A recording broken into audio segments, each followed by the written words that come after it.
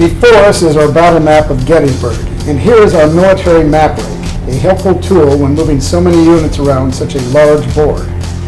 Here we have a copy of the rules, the odds table, the combat results table, and those combat altering cards. Now, as we pan across the map, we see the town of Gettysburg, a true crossroads. It is 1 July 1863, the first day of battle. The brigades we see actually arrived at various times, but are shown here for visual purposes. To the south, Federal reinforcements are coming up Tawnytown Road. It's Hancock's 2nd Corps. To the northwest, we see A.P. Hill's Confederates pouring down Chambersburg Pike and colliding with Reynolds' 1st Corps. And just north of the town, Ewell's 2nd Corps is about to overwhelm the Federal 11th Corps. The Federals cannot hold, but can they delay? Let's see. Unit combat factors are displayed in an arc in front of each commander. Those commanders are turned toward the number representing the brigade's current strength. But that will change when the action commences and the commanders are rotated to lower and lower numbers as casualties are taken. Today we are going to use the dice and combat results table instead of the phone app to determine combat outcomes. In this way you will see how those results are calculated. And here are a few basic rules. Each hexagon, numbered and lettered for phone app purposes, represents 300 yards. Black outlines indicate high ground, blue outlines buildings, and red outlines linear obstacles, including the railroad cuts, sunken road, and stone wall. Cavalry moves up to 4 hexes a turn, artillery 3 hexes, but only 2 if it unlimbers and fires in the same move. Infantry moves 2 hexes. Cavalry has a combat zone of 1 hex, infantry 2 hexes, and artillery 4 hexes. It is now the Federal turn. They begin by drawing a card.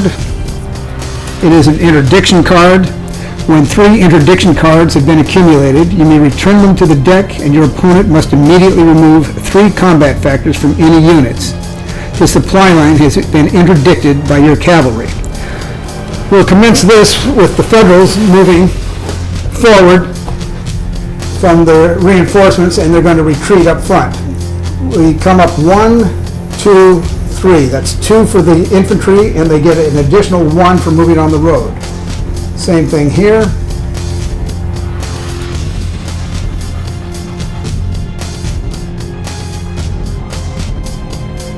It is now the Federal turn. They'll commence by drawing a card. It is an interdiction card. It says when 3 interdiction cards have been accumulated, you may return them to the deck and your opponent must immediately remove 3 combat factors from any unit. Now we'll begin by moving the Federal reinforcements forward. The infantry can move 2 plus 1 on the road, so we'll take these, 1, 2, 3. And the same thing with these, bring them right on up.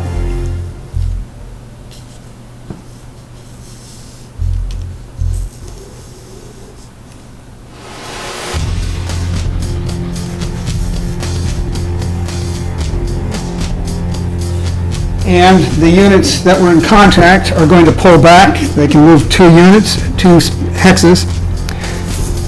We'll go 1, 2, 1, 2.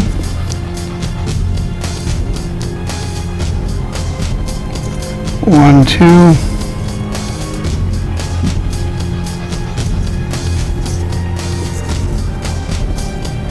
And he's going to hold on to the high ground here. This flank has been turned. That means these folks are going to have to pull back as well from McPherson Ridge to Seminary Ridge.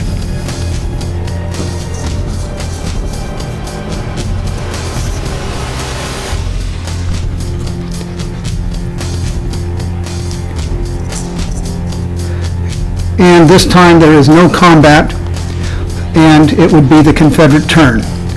This concludes the demonstration. It gets quite exciting from this point because as the units close and go into the charge mode, that's equivalent to a bayonet charge, and some units are going to surrender, some are going to fall back in a regular retreat, and some are going to be routed. So it's a question of whether or not the federal reinforcements will arrive in time. And that's what the game is all about. We hope you enjoyed it.